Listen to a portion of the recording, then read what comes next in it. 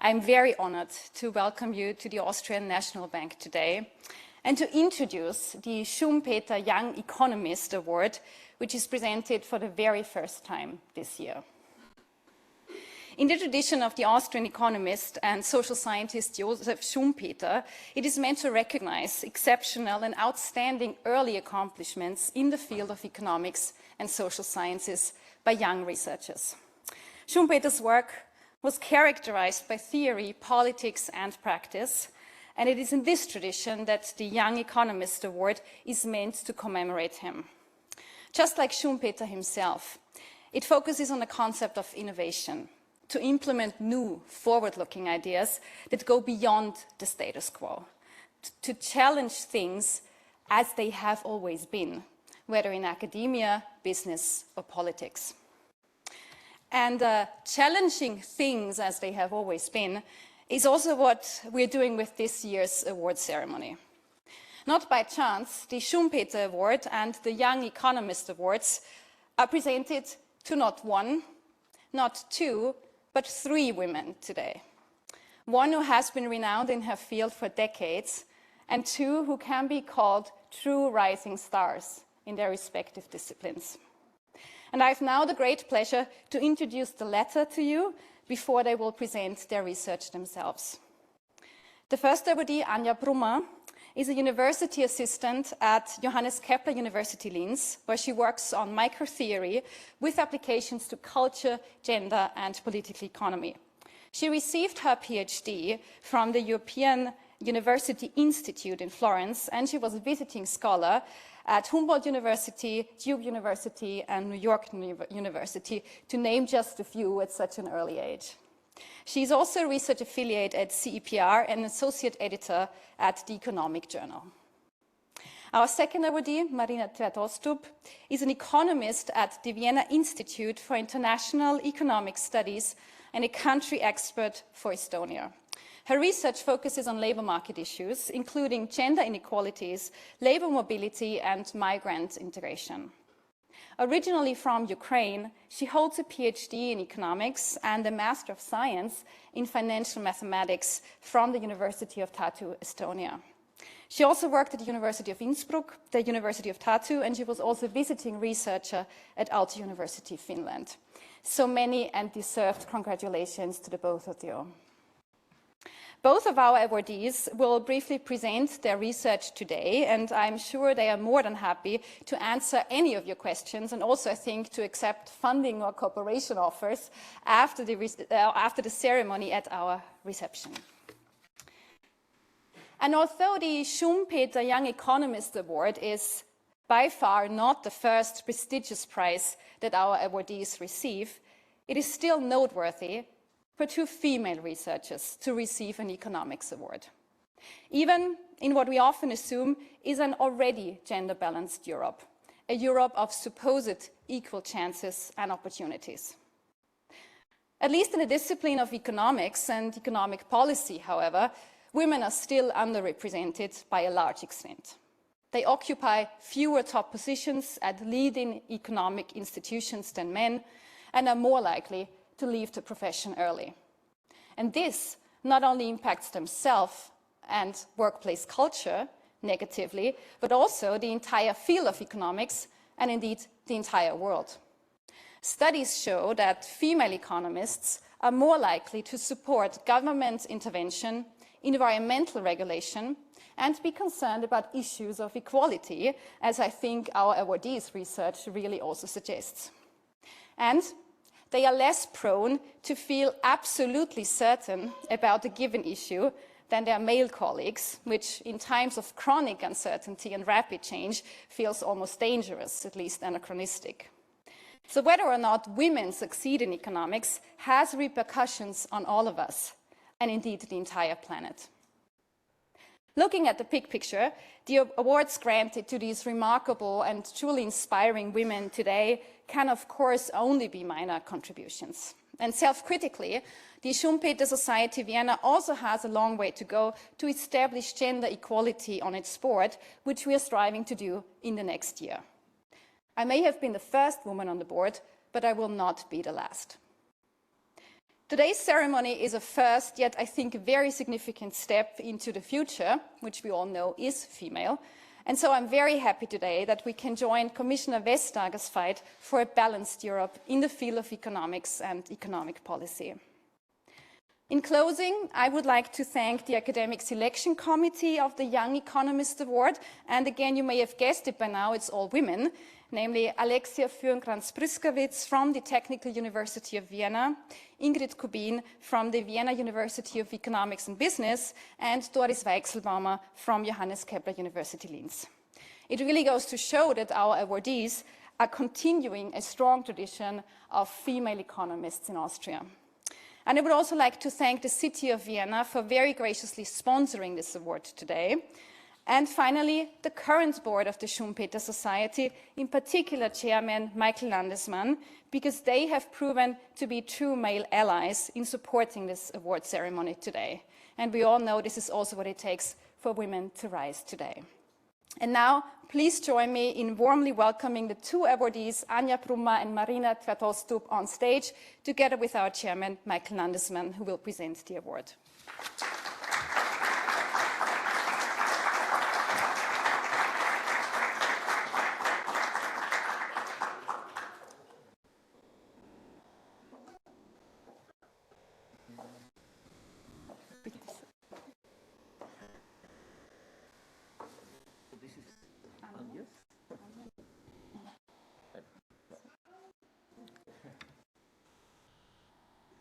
Gibt's Ihnen gleich.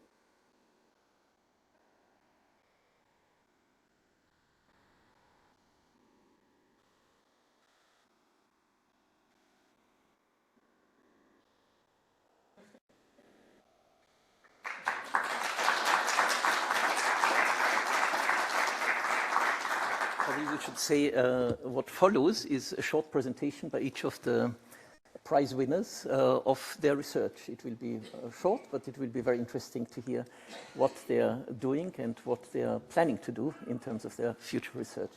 So thank you and all congratulations again. Anja, you want to start? Or, yeah, you want me to help you to keep this? Yeah, I won't bring it back to. You can put this here if you want.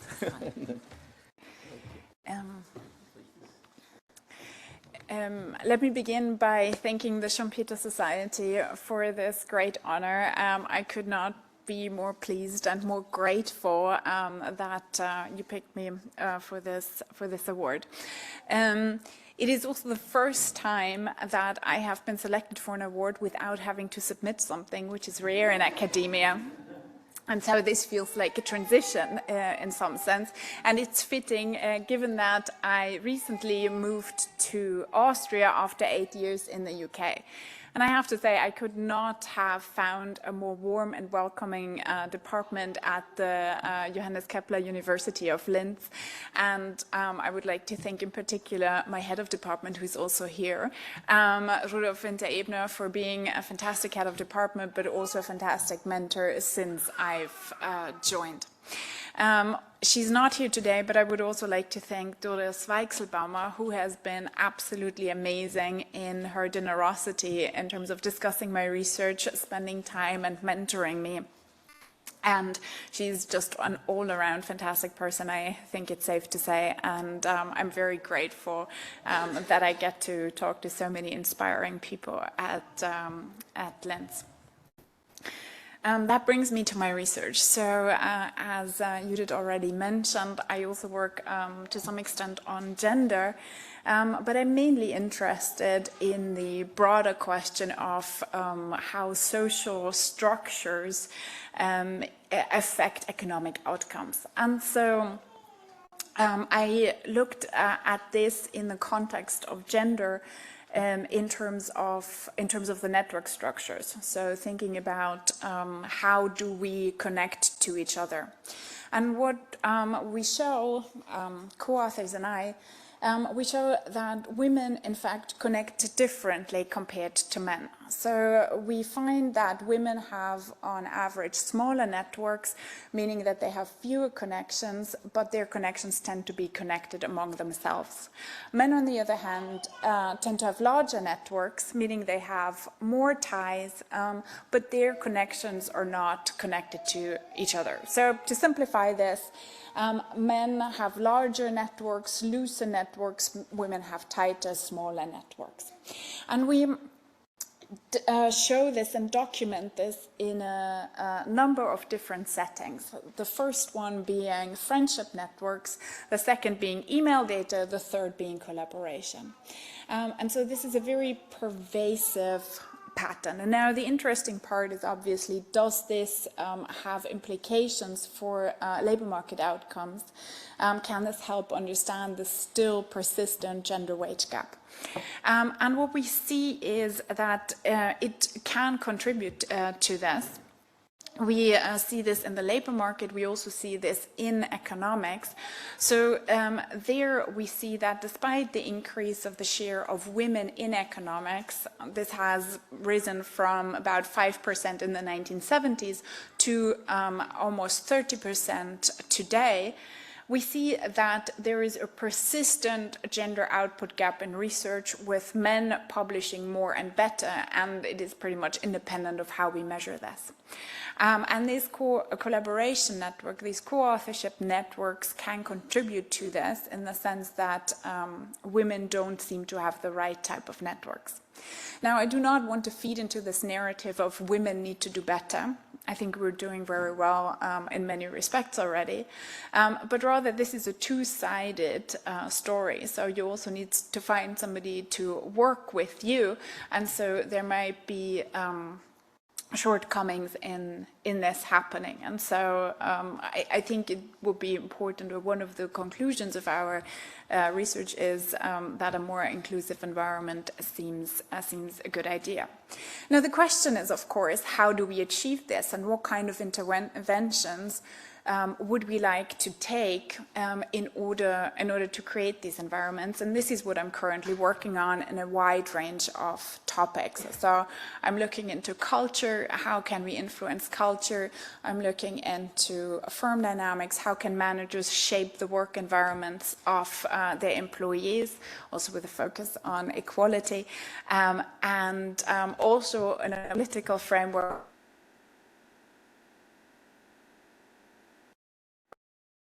Quality. Happy to talk with you more about this later.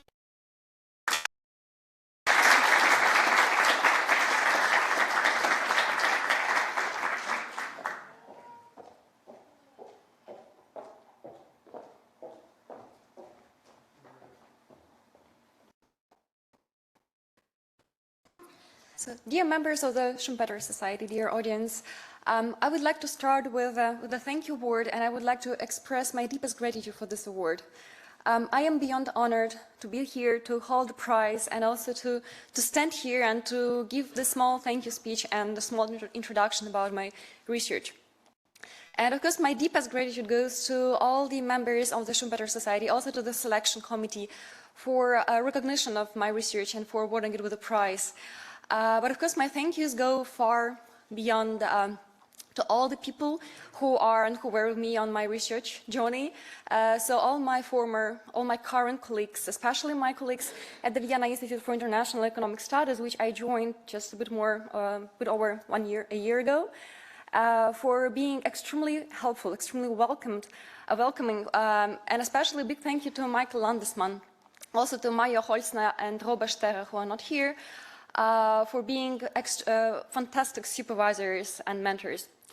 And of course, my thank you goes to all my former co-authors, all my current co-authors, who supported me in my research, who really helped me to materialize all my research ideas and who currently help me to do so. And talking about my research, so it all started with a question. So I was always wondering, why is labor market so unequal? And back when I was a master's student in mathematics, I was looking for a job. I was questioning myself why wages are so different. So why are people performing so differently on labor markets? So why do they have such different wages, so different career paths? Why some people are successful, some people are not? And that was a starting point which inspired me to pursue PhD in economics. And it remains my major research passion up till now.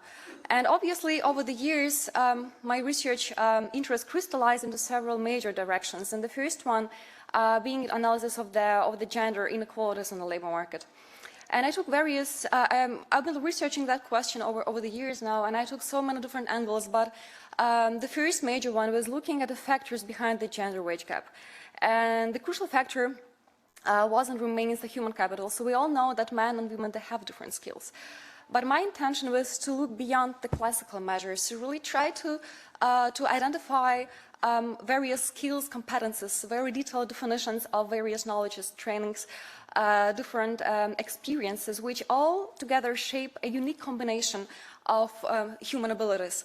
And my intention was to try to identify what makes a female so different from males and vice versa, and whether these specific combinations, whether they really have some specific value on the labor market. And the next dimension I was most interested in was about the origin of the gender wage gaps and gender employment gaps.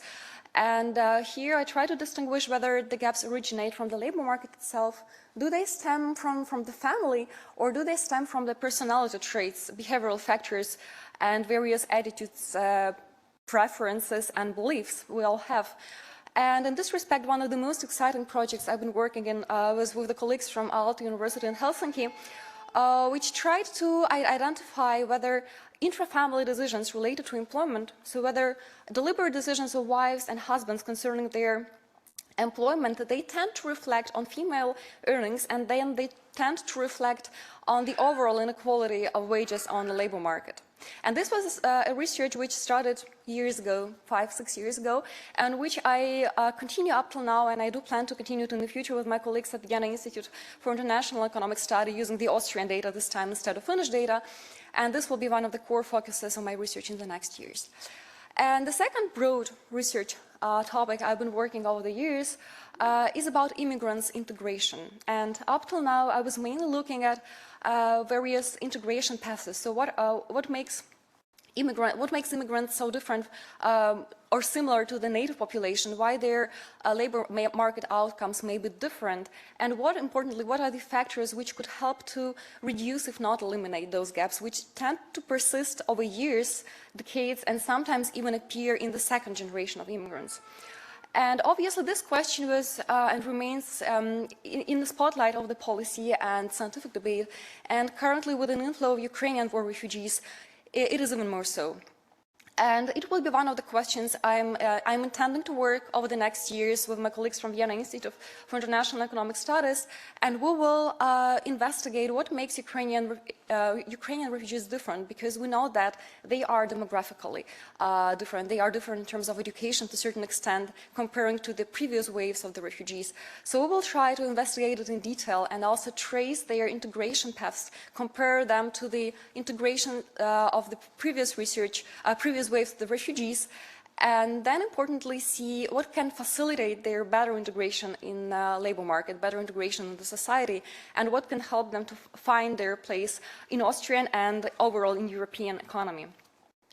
And I would like to finish my small talk at this point and once again take a chance and thank you all for the award firstly, and for this chance to talk to you, to present my research. And I would be more than happy to talk more about it afterwards. Thank you a lot.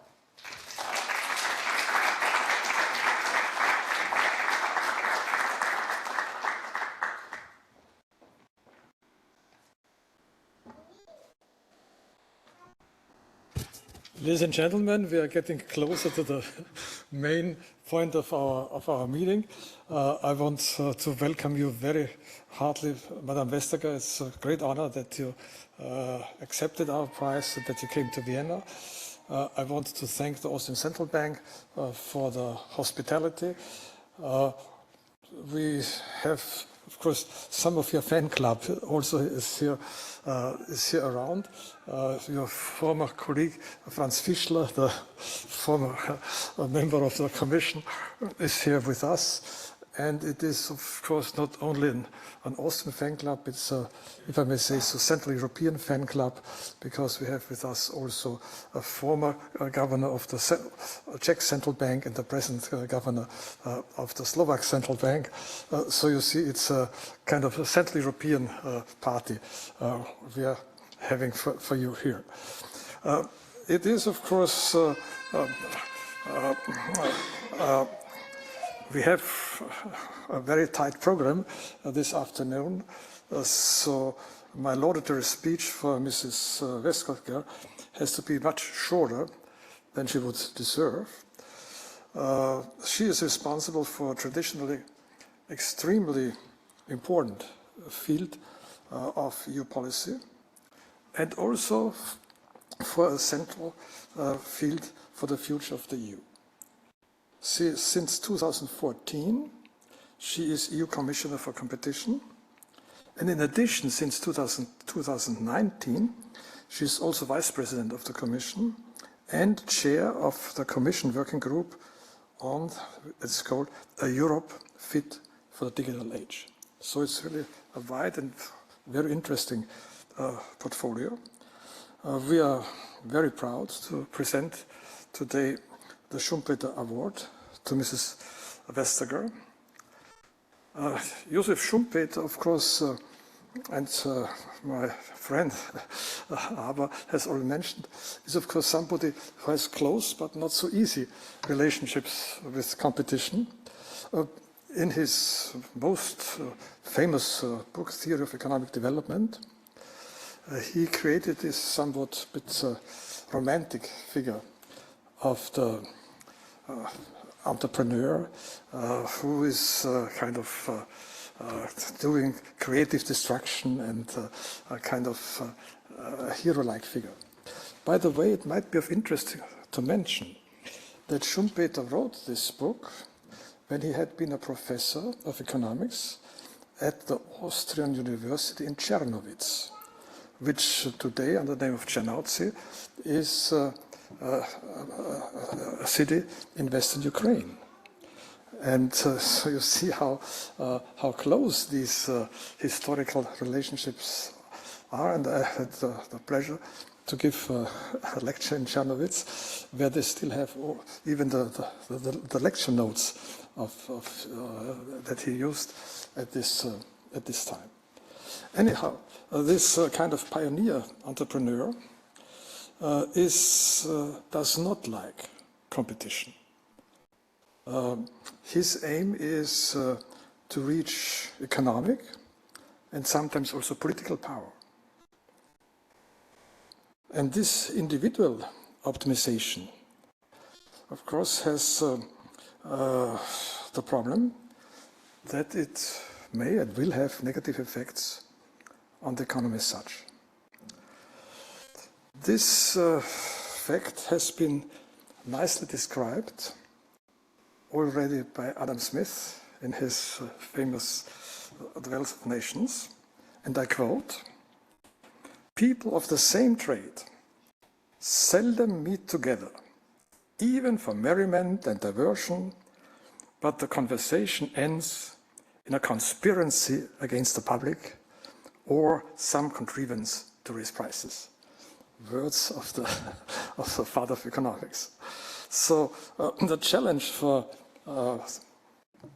competition policy is obviously to enable a dynamic economic development, and at the same time to make sure that the economic structures are fair and beneficial, not only for producers, but also for consumers. And for an economic union of different member states, the additional challenge is to secure a fair, level playing field among the member countries. So that means there have to be rules about state aid.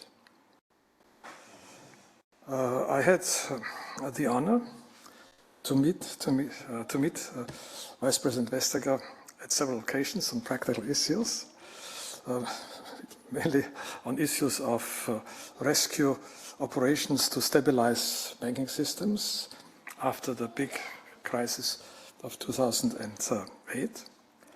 And I've always admired her ability to combine strict adherence to the basic principles of competition policy and an understanding of practical needs in times of crisis.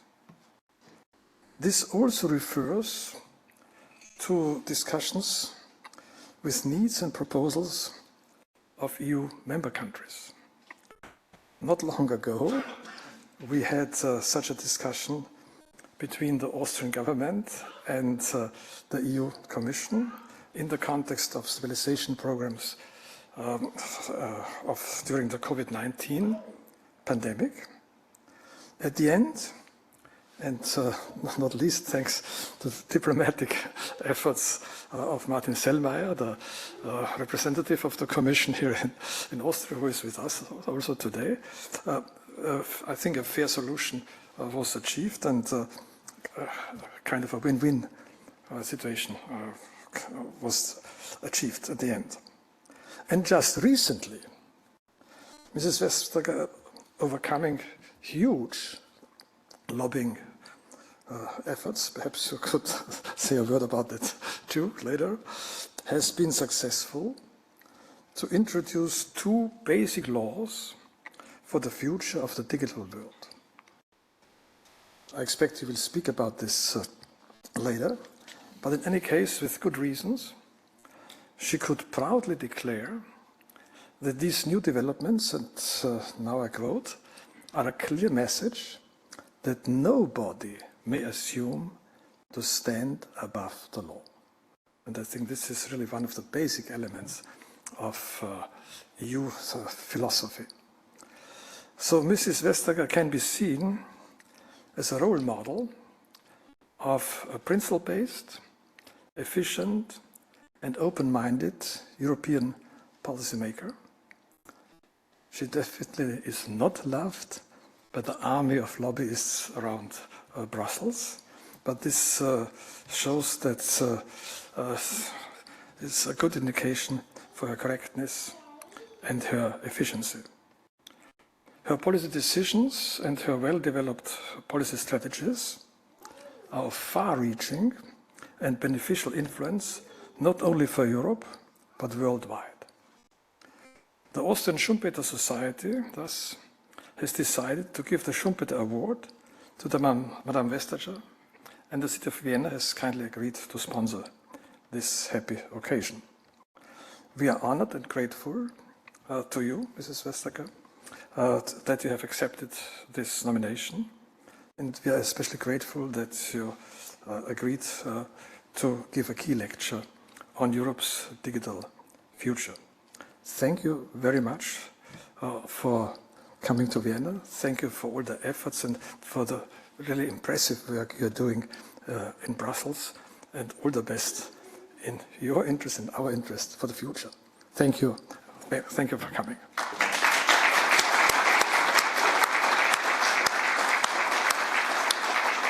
May I ask you now,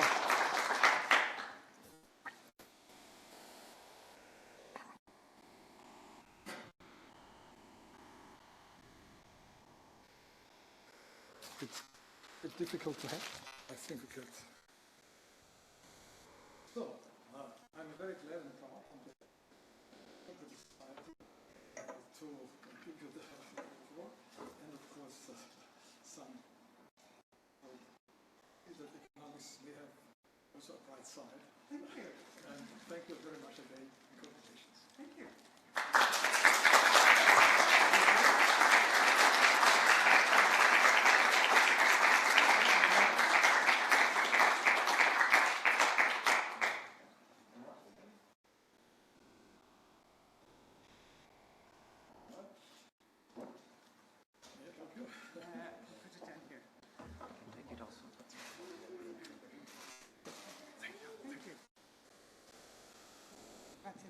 Sure. you take the floor? Yes, I take the floor. Thank you.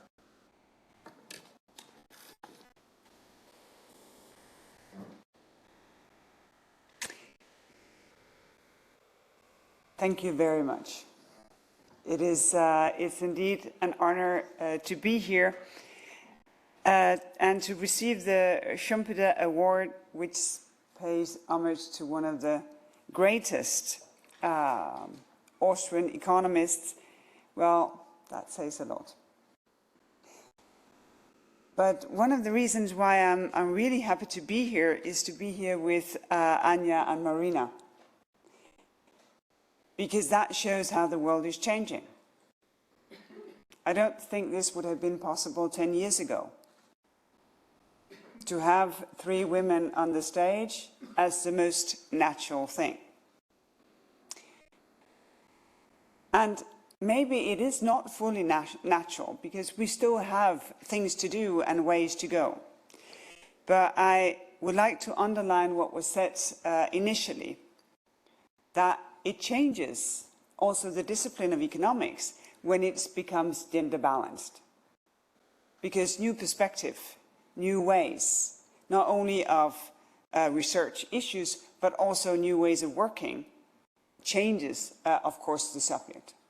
And I think that is really healthy for an academic discipline that has such a long history, because it's an academic discipline which has a really, real effect on people's life on an everyday basis. So I'm really happy to be here with you. Congratulations, and really well done. And it will remain to be seen, of course, if your research will pass the proof of greatness, which is to have stood the test of time. Schumpeter's ideas, they have stood the test of time. And that, I think, is proof of greatness. His understanding and his contribution when it comes to finance and growth dynamics, the role of entrepreneurship, and of course, in particular, the intersection of economics and political science is maybe even more relevant today than it was 80 years ago. Another proof of greatness is probably how a thinker's ideas impact policy. Does it change things? How does academia, how does thinking comes out of university and into society? Is it changing things? And probably you'd find that Schumpeter's ideas, well, they are inspiring European policies as of today. They've done so for decades and they remain to do so. Because innovation is core of what we do. I see it in the antitrust cases that we do. I see it in the merger control that we do. I see it in the state aid what we do. I see it in all our policies to make this the digital decade of Europe. Innovation is core. Because innovation is the key to change. And what we try to achieve is, of course, that it is change for the better. And for the better, the very short version for that, for me, is more inclusive societies where more people feel that they belong and that they have a fair chance of making it.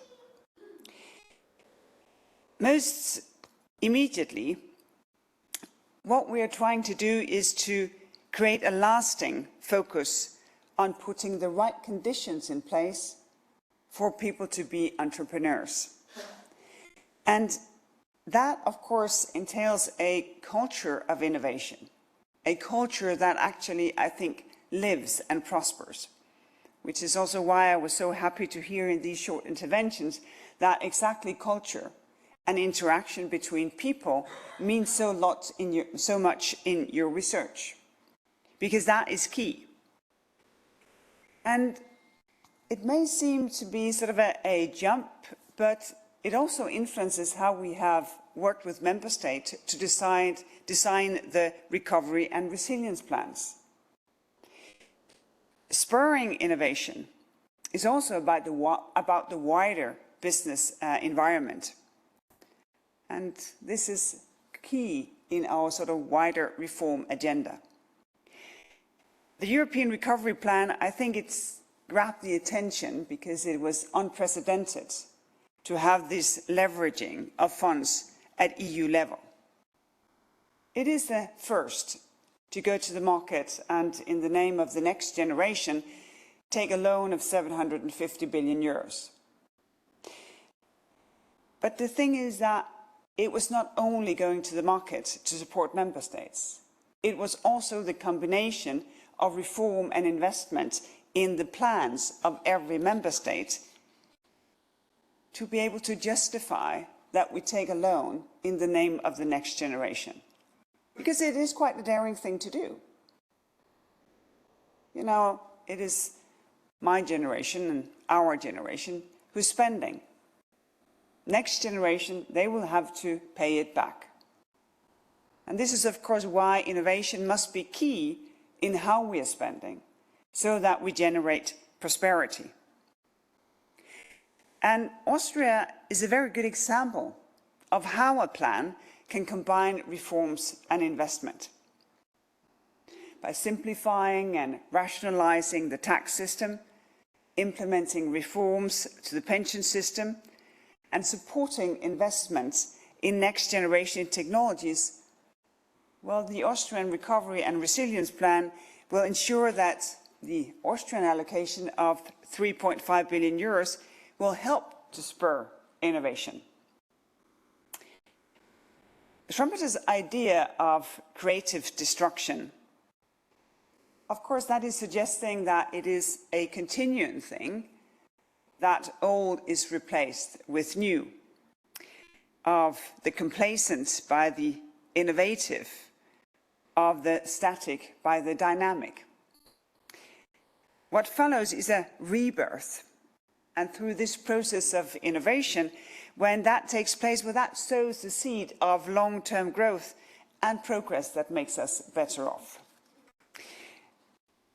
And I think it's important to keep explaining it, because otherwise it can sound a bit sort of challenging.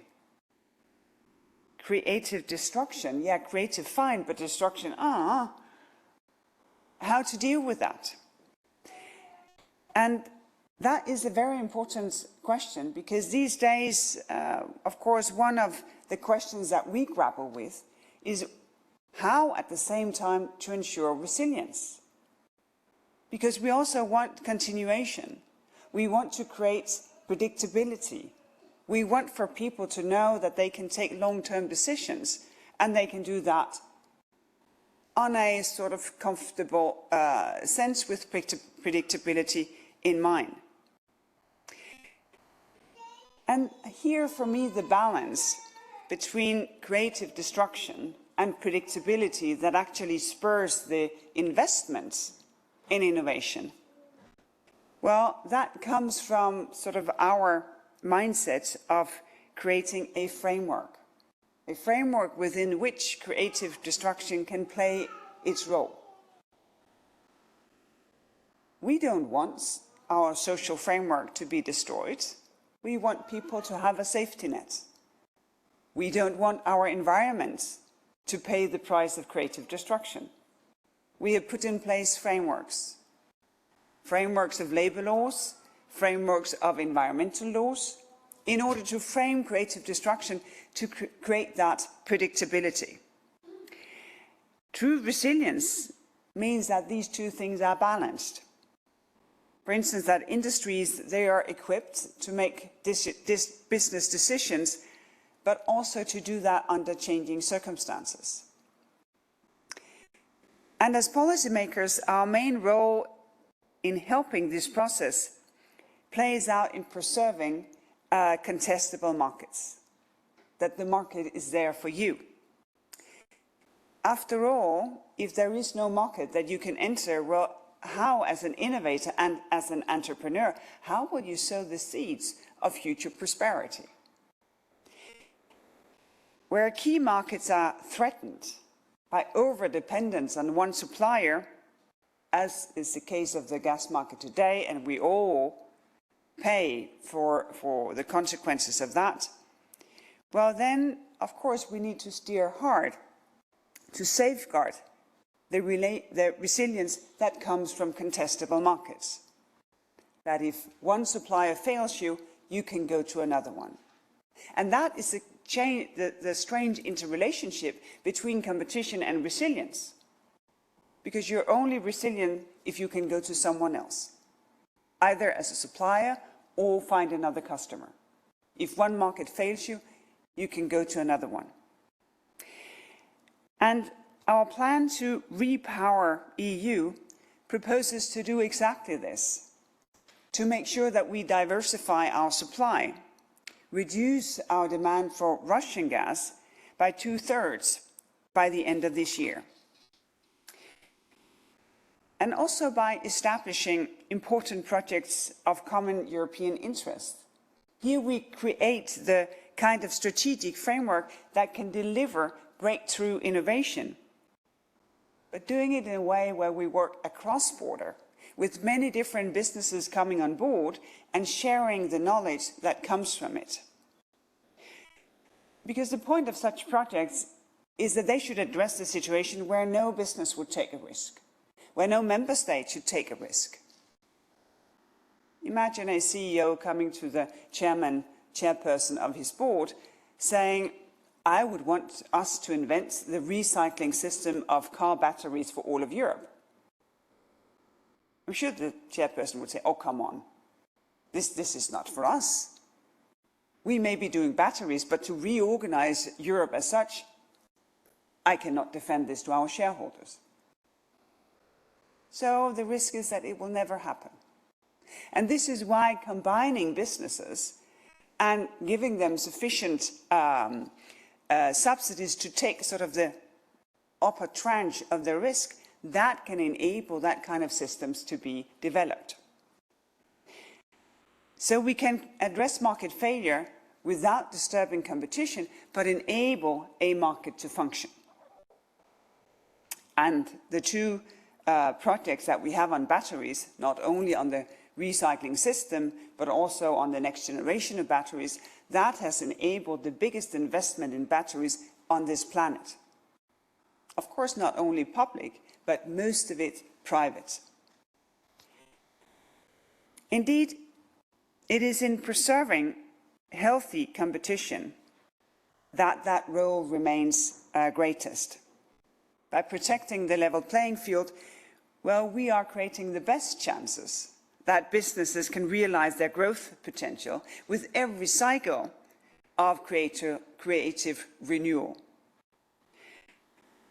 And competition policy also have a very important social dimension, because it creates a distribution of opportunities while keeping prices low. In a situation like the one we have today, with high inflation, I don't think anyone would want any business to be in a position themselves to drive up prices and to letting them stay high. Then you want someone else to come in to say, I can do that better, I can do that cheaper, I can provide for many more, and I will outcompete you. And that is really important, because that in a nutshell means that markets work for people and not the other way around. And that, for me, is key. And I think it is also key today for people to see that these societies work for them. The negative effects of inflation, the high energy bills, they affect so many families all over the European Union. And this is why we push for people to see that when markets work for you, not only do businesses have better opportunities to grow and to create more jobs, but there is also a social dimension to well-working markets. And this autumn, we will have a conference and look into all the different elements as how to make market works for people. In practice, fostering creative renewal means carefully calibrating our policy kit. what Schumpeter may not foresee was that if after every cycle there's not only new growth, but there is also structural changes in how the economy works. In such a world, taming creative destruction to get the most out of evolving processes means that the tools that we use, they must also evolve. We cannot stay put. So we need to change our policy response, because the new market functionality sometimes leaves our tools outdated. And if you look at the body of European competition law, it's not difficult to see this happening. The breadth and the depth of our toolkits keep increasing. I think anyone with a love for a toolbox would say, I would want to have that. The thing is that the number and the complexity of cases is also increasing. And this process of renewal of tools has begun again, because we're well into a new Schumpetian cycle of growth. We call that digital transition. And the productivity gains of this cycle has brought, well, they are already impressive. And the good news is that there is much more to come. But the bigger scope of creative renewal, the greater the regulatory challenge in terms of safeguarding effective democratic oversight, in terms of making sure that within a framework that preserves what are essentials in democracy, that that framework stays intact for framing creative destruction.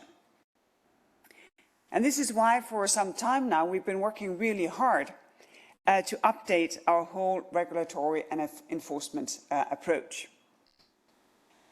And this is exactly where the Digital Services Act and the Digital Markets Act comes into the picture. They have very simple aims: to keep markets open and contestable, and to make sure that what has been decided to be the rule in the physical market or our physical democracy is also the rule and the enforced rule in the digital version of it.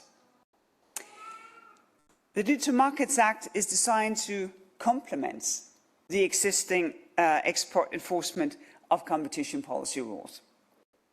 However, the new approach recognizes the reality created by gatekeeper platforms and the need to regulate their behavior. Because the point of having a gatekeeper is exactly that it's not your innovative ideas, it's not your work ethics, it's not your funding that allows you to be successful. It is the one who keeps the gates of the market. Are you in or are you out? And this is why we find it 100% legitimate to say if you reach that position of gatekeeper, you will have obligations, and they will think that will be prohibited for you to do, in order for the market where you have taken yourself a position to keep the gate, for that market to remain open and contestable. And it's the same logic that we have seen before, that you're more than welcome to be successful. But with success comes responsibility, and you're not allowed to use your success to deny others the chance of being successful. And the Digital Services Act will also contribute to this process. Online platforms, they act as intermediaries for e-commerce, and they benefit enormously from that. At the same time, they have managed to avoid the liability framework that would apply if they were a brick-and-mortar seller. If they were an amazing supermarket, an amazing store on high street, hosting many, many, many smaller businesses. But by obliging them in investing in due diligence, the Digital Services Act will protect consumers, will protect the level playing field for those companies who respect existing regulation. And with these two digital laws, we're really at the frontier of a new kind of regulation. And I think it's not a surprise that it is inspiring discussions actually all across this planet. Because the thing is, of course, that things are not only changing in Europe. They're changing in the US, they're changing in Japan, they're changing in South Korea, in Australia. So what we see now is also an alignment of the thinking. Because you need to renew your framework not only in Europe, but all over.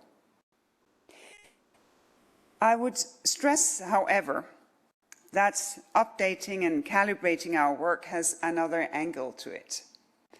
And I consider that every bit as important. And this is a comprehensive review of our existing rules and procedures, which has been ongoing for quite some time now. Basically, no set of guidelines, no regulation is left untouched. It's a sort of spring cleaning. Let's take out everything we have and see if it's still fit for purpose. If that is not the case, let's see how we can change it for the better. And the regulation that sort of frames what we do when we investigate a cartel or a misuse of a dominant position, well, that is one of those things that is out for spring cleaning. For almost 20 years it has served us well. Now it's time to evaluate, to listen to stakeholders, and to see, well, what are the ways that we can make our work more relevant for companies as how they work today. Because the antitrust work, fighting cartels, fighting misuse of dominant position, well, that is for the benefit of the thousands and thousands and thousands, for the huge majority of businesses who do their job by the book. And here, of course, we need to know, could we be faster? Could we be better? In a fast-moving digital market, can we take interim measures more quickly to stop if illegal behavior is ongoing that may be detrimental to other businesses? Because in digital markets, things are happening fast. What about inspections? How to inspect a company where most staffers, they are teleworking, and what they do is in the cloud? How do we make an inspection in such an environment? And if people communicate in Telegram, which is end-to-end encrypted, how do we seize that communication? So lots of food for thought to make sure that all our tools, they are updated to the world that we live in. Also, on a very practical note, you know, we even hire people who are not lawyers. We get more and more economists, and of course we get more and more digital experts to make sure that we have the skills needed. And of course we look at how can businesses work together vertically in the value chain, and how can they work together horizontally so that they get the guidance needed and they know this is safe, but if we do that, they will come looking. And the shift, of course, in what we do is to make sure that we strike the right balance so that you can still be offline as well as online, and it's not detrimental as to how you do your business. So we do what we can, and the core is, of course, the single market. This is the core asset for creating prosperity in Europe, and this is the core to create social equality. So just to close, I don't think that it would be right to imagine that our transition to the digital economy will be the final iteration of the processes of creative destruction and renewal. Because also the digital transition is not just one circle. We are just about to really enter into a new one. Some say, well, do we then get a European Facebook? Do we then get the European social media? I say, well, that was the first chapter. And we realize why we failed. because we failed so many businesses by not providing a real digital single market and a real capital market to support their efforts to enable them to scale. Now we have corrected this. And the next chapter is taking off, where business-to-business digitization is the key. Because now agriculture digitalizes, energy is digitalized, transport is digitalized. Everything is digitalized, and here, of course, Europe stands a completely new chance. Because this is an entrepreneurial continent. This is an innovative continent. This is an industrial continent. And a lot of that thanks to Schumpeter and his insights. Because his idea, they stood the test of time. And his idea, they informed policy. So that it's not thinking, it is real life. And the paradox, of course, is that we can frame it so that creative destruction turns into creative renewal, and in that enables us all to be more resilient than what we would otherwise have been. And part of being resilient is that one generation follows after another. And this is, of course, why I think it's important to keep the inspiration from the wisdom of Schumpeter, but important to be happy and thankful for the fact that we are here 2 generations and that the next generation is so promising in what they do. This is, for me, a humbling experience. I'm so happy for this honor. Thank you very much.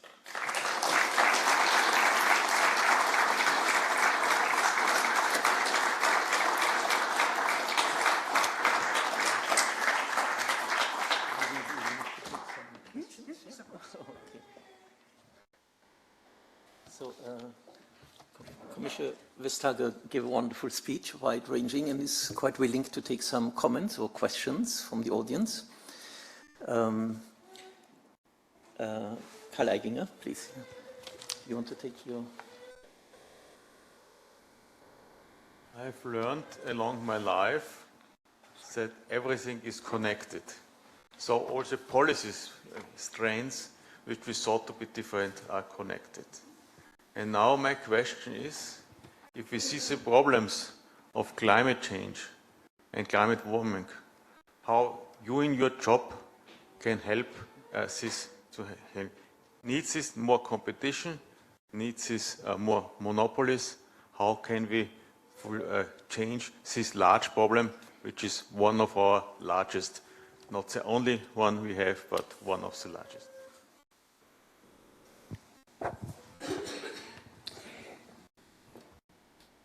I think this should be the main question that everyone, no matter what they do, are struggling with. Because fighting climate change is probably the biggest challenge that we have. So no matter what one is doing, figuring out how to help, how to do one's part in fighting climate change is key. So we have had sort of a year-long project asking ourselves, are competition rules also here fit for purpose?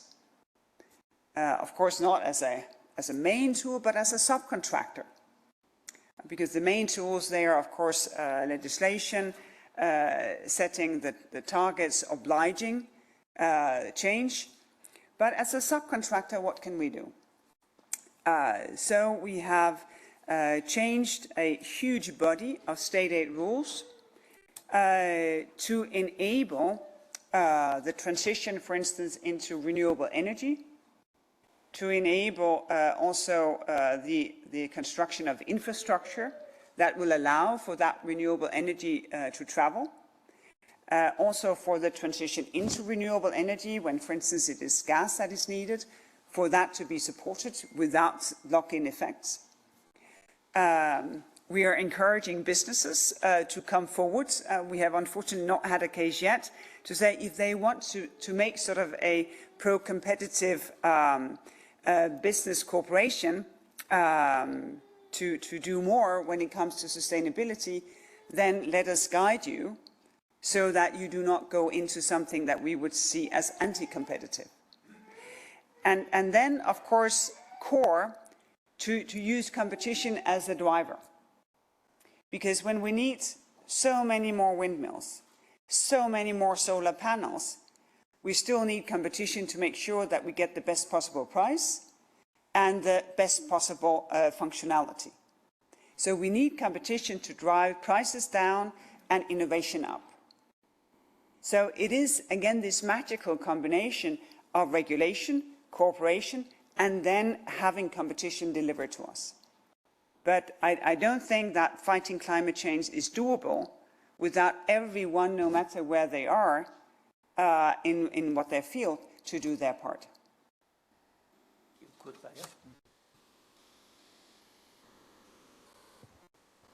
Yeah, thank you very much. I really appreciated your remarks.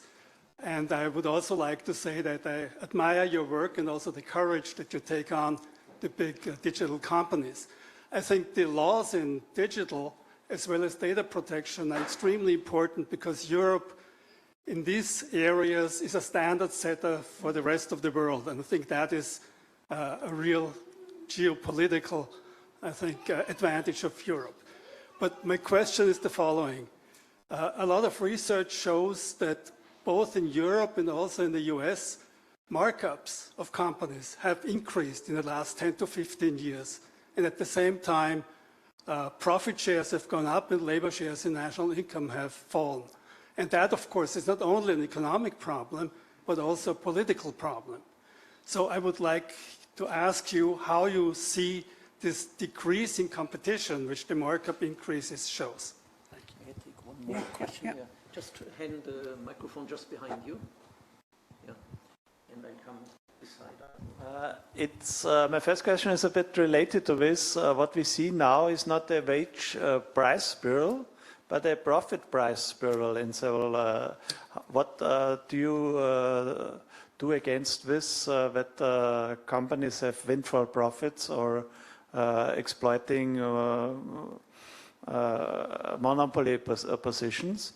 And the second question is, what would it be for the single market if, for example, Hungary can import cheap Russian oil for several years?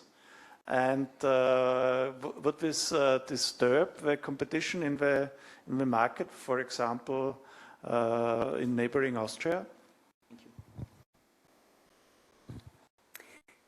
Over the last couple of years, we have been looking into exactly the question of concentration in the European market. Because we saw the same thing as you've seen, that in particular in the US market, concentration is increasing, and because of that, markups for business, they increase as well. And that typically also leaves the social partner, the unions, in a weaker negotiating position. So you do not get the same distribution of the value created with increased productivity when you have concentration of that, to that effect.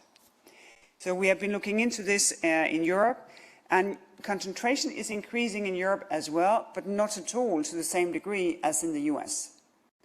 And I think that is really a good thing. Because the point is that to be competitive in the global market, you need to be competitive at home.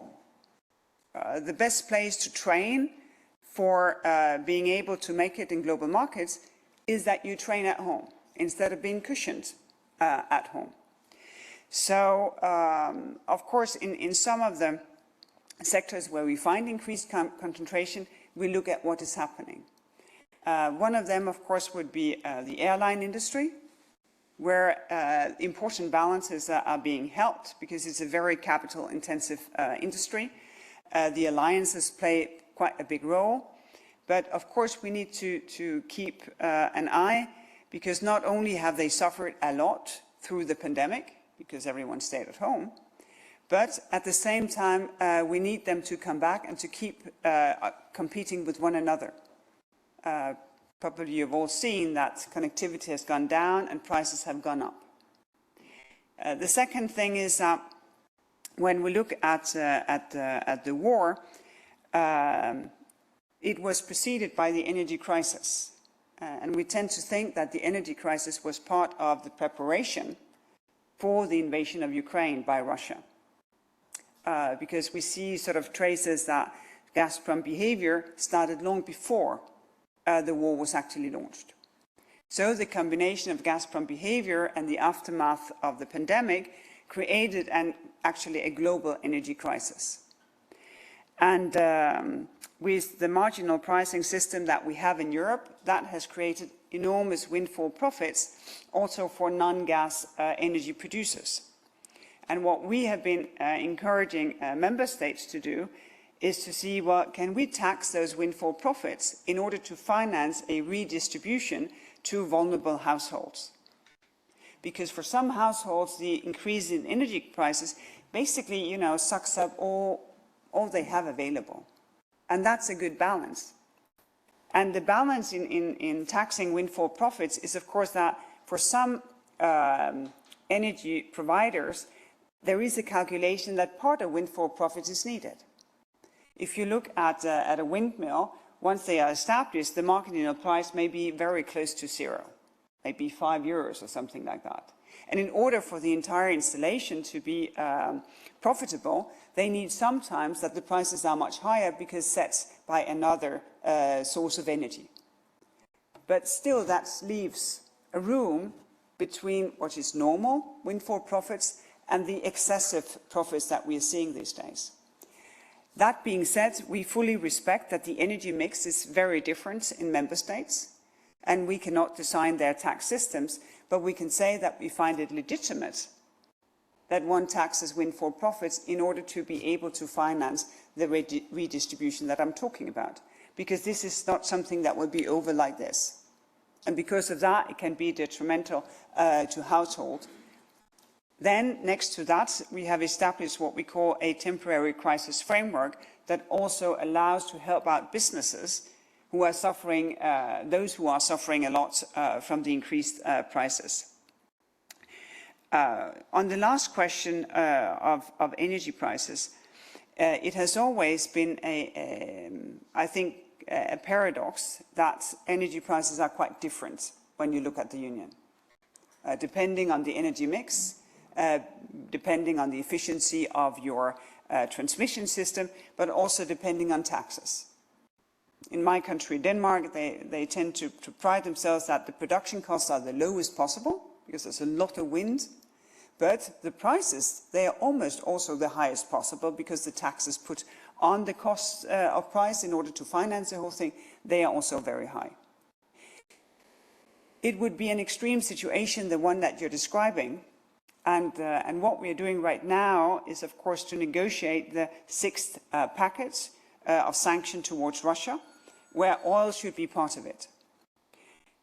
All the sanction packages have depth, have serious implications, but primarily on Russia. Having oil as part of the sanctions, I understand why they're calling, will have quite detrimental effects on the Russian economy. But of course, since we have different energy dependencies in Europe, for some countries, they have huge and real impacts as well. And I find it only natural that if things have huge effect on some countries, but very little effect in other countries, that we have the time to establish how do we then solve this in common. Because the strength of the situation right now is that our institutions are working with us. The Council, the Parliament, the Commission, everything delivers. This is not an institutional crisis, it's a war.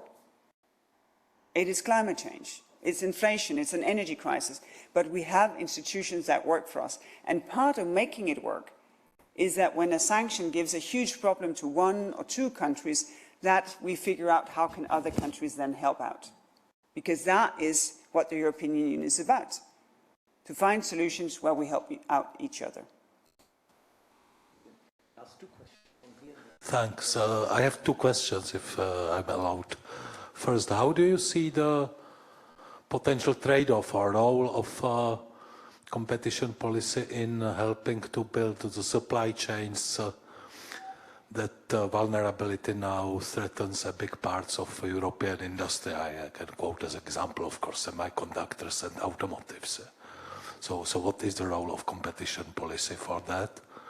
And the second one, well, that might be a tougher one. But I sat by the wonders of alphabet next to Nibo Andersson, your governor of central bank for many years, so I know how strong personalities coming from inclusive Danish society could be. So I would just like to ask you, how did you feel about European Court of Justice verdict striking your Apple moves? There was another question there? No. Okay, one last question in the middle.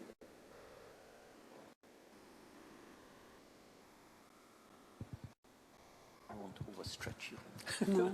Thank you, Madame Vestager, for your speech. Do you think in a fast world, more and more EU regulations and that's effect in every kind of life are the right solution? Or with other words, why are Google, Amazon and Tesla, for example, are not European companies?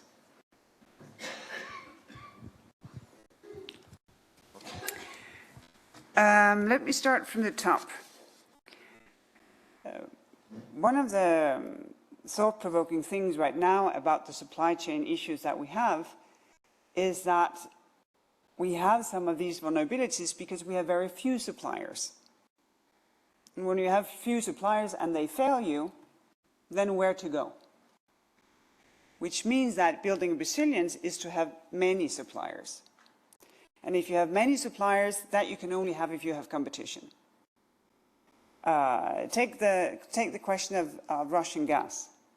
There's a high dependency in this country, and on average 40% of gas delivered in Europe comes from Russia. Now, my colleagues with the responsibility, they're basically everywhere on this planet looking for new supplies. That be through pipelines, that be as LNG.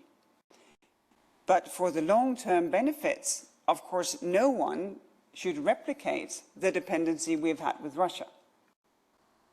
Should be 5% and 5% and 7% and 8%, but it should be at a manageable level so that we know that whatever happens in this uncertain world we live in, we'll never be in the same situation again. And that, of course, can only be achieved if there is an acceptance that there is a bit of competition between the suppliers. And the second thing to make sure that there is a level of competition is, of course, to make Europe a stronger purchaser, to come together. Europe is a huge customer when it comes to gas on the global level. And it is a paradox that only now, in this extremely squeezed situation, we try to materialize the idea that we can buy together. So this we will try to do.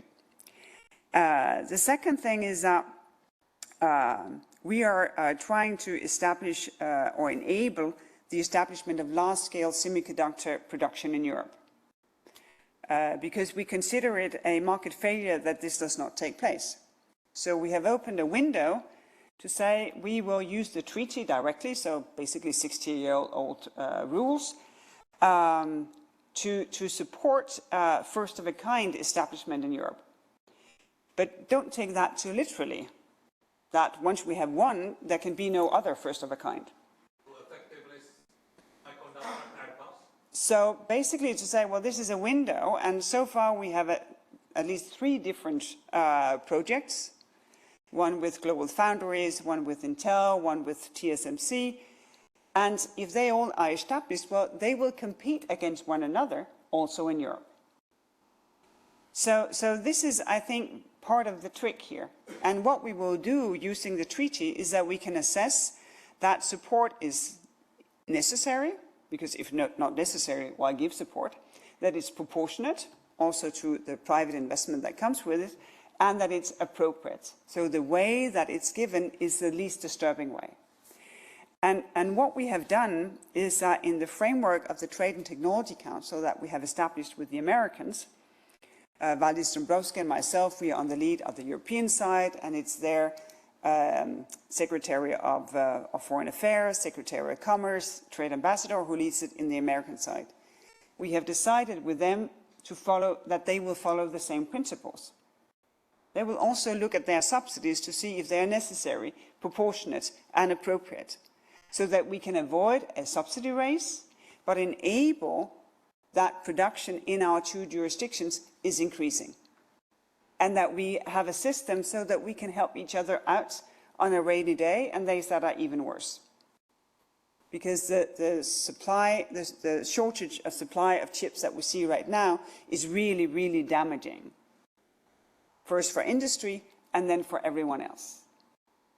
So the point here is to say, well, instead of thinking that we can do everything ourselves with a state governed something, no, we say, let businesses see what they can do within this window, compete among themselves, but enabling this to happen by giving only what is necessary to support it, and then have an international perspective in doing so, because we have already had the first instances where one business traveled to the US and say, what will you give us? And then they come back to us and they say, they will give us so much, so what will you give us? And that, of course, in the respect of taxpayers, should not take place. And this is why we have this agreement with the Americans right now. Next phase, of course, is to make sure that we have the necessary raw material for the semiconductors to be produced. And I've been discussing that in sort of the framework of G7. We've been discussing this with the Americans, because, for instance, in Canada, they have basically everything you would ever want. Same goes for Australia. But in order to scale up, what they want is predictability. So together we can create a framework so the businesses know I can invest here with a long-term perspective. Because then you can also create mining where you can actually, you can tell where you got your raw material. Because you know your supply chain and you know that there is no forced labor. That there's no, fundamental destruction of the environment around it, or there is a plan for re-establishing it. So I think in all of these areas, we can balance things out for subsidies to make things happen, to crowd in private investment, and then to use our global efforts to make sure that we can actually deliver. And the paradox is, and Martin will know that, back in 2013, so before I became a member of the Commission launched exactly the same targets for semiconductor production in Europe. So why are we here today? Because nothing happened. So why do we think that it will happen this time? Well, the reason we think that it will happen this time is that we have the specific concrete business projects that want to take off on ground. And we have seen our dependencies if we do not have production in Europe. And these are two very strong drivers. And for me, I think it's a very good point to tell that things doesn't happen because policymakers set up a target. Things happen if that target is relevant for businesses to get on board and also invest private funding if taxpayers are willing to take part of the risk with them. So I do believe that we can make it happen this time. In a fast world, is more regulation needed? Well, if you take the tech area, what we were faced with would be 27 different pieces of legislation. Germany are already there. They have their Netz-DG. France has been there with their law AVIA. Denmark just said, we also want our own legislation. And when I look at both what has been put in place, because that was a couple of years ago in Germany, what was intended to be put in place, I see basically the same ideas, but a lot of differences in how it should be implemented.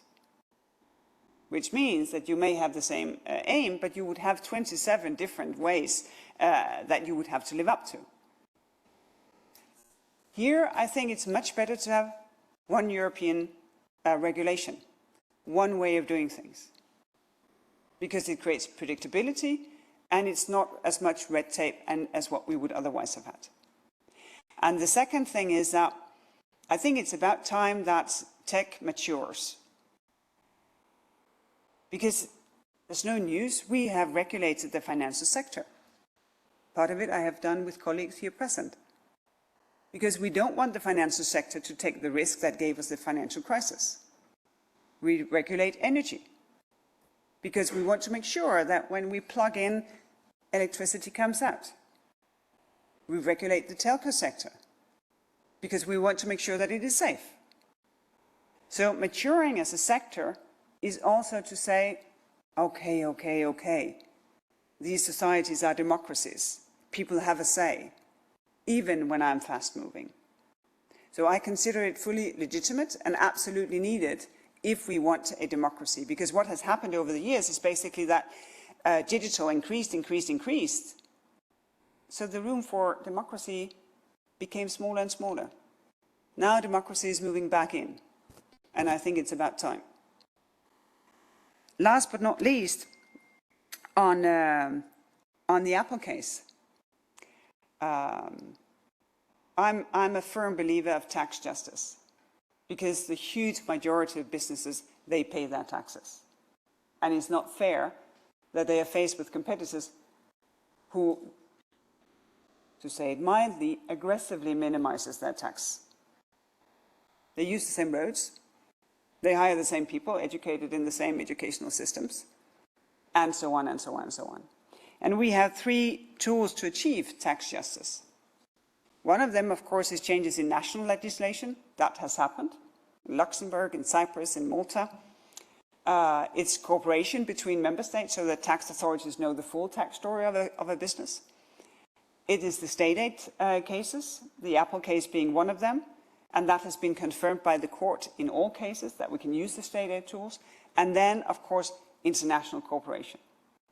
And now we have the Oecd Framework that says 2 things. First, giant companies should distribute part of their taxable income to where they do their business, so that it can be taxed where they do their business. And second, that the minimum of corporate taxation should be 15% effectively. And that's the fun part, effectively. So now, and that unfortunately is not a detail, this should be put into effect. And the Apple case, that we appealed, and now we'll see what the ECJ will say. Thank you.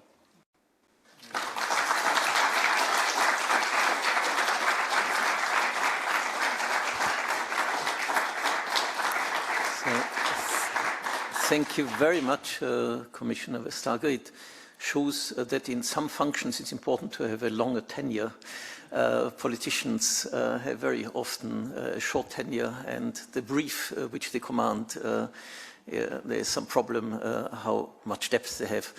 Just a few points. I think what struck me in your speech and also in your answers, how much it has evolved beyond Schumpeter.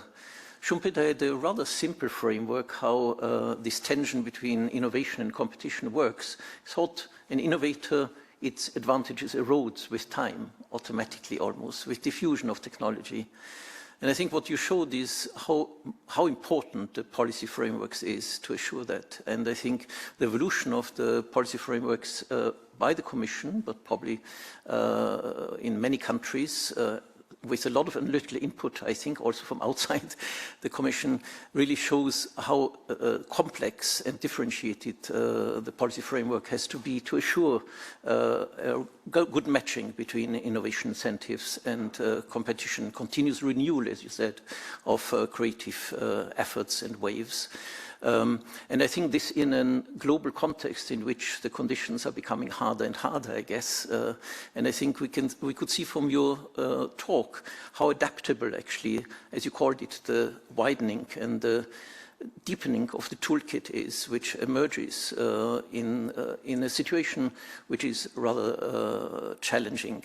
I think another thing which seems to strike me, your brief is not just competition policy apart from digital. It really shows it has to merge technology policy, innovation policy, environmental policy, and all these considerations really set up the aims of competition policy in a much wider sense, adjusting continuously the policy frameworks.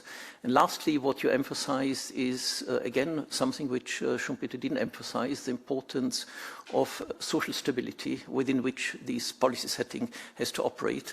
And I think it's particularly in current circumstances where we see a lot of tensions in social fabrics and political fabrics, with a number of shocks which many of our societies have experienced, that this dimension is also recognized. Let me say finally, I think you were an example of something which again Schumpeter neglected, namely that innovation doesn't take just place by market participants, but also in the policy making. I think it was a wonderful example of how much innovation is taking place at the level of policymakers, and we are very, very grateful that you, through your own example and through your own speech, you made that clear to us. So finally, I think it was a wonderful occasion to have this intergenerational encounter. And I think, as you said, it all fitted extremely well together. I also want to thank very much Judith Kohlenberger, who was very much a driving force behind organizing the setting, the support by many people in the audience, our president of the Schumpeter Society, Ewald Nowotny, who contributed widely, and thank you for the audience to come. There is going to be a buffet outside. Thanks again to the National Bank to sponsor that, and I hope you all enjoyed a very rich evening. Thank you very much.